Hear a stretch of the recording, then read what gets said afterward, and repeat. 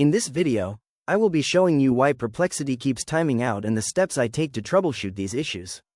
I'm starting here on the results page where the AI overview clearly lists the most common culprits for these interruptions. As I highlight the text, you can see that high server demand and complex queries exceeding processing limits are the primary causes, along with general network instability. I'm scrolling down now to explore the specific reasons behind these timeouts in more detail.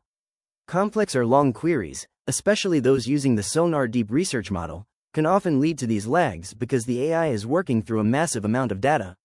I also need to consider high demand during peak hours, which can slow down response times significantly for everyone. Other factors like VPN interference, browser cache issues, or even reaching profile upload quotas can also play a role in why the service feels slow. To fix this, I'm looking through the suggested troubleshooting steps. I can perform a hard refresh on my browser using Ctrl plus F5 on Windows, or I might try disabling my VPN to see if it clears up the connection.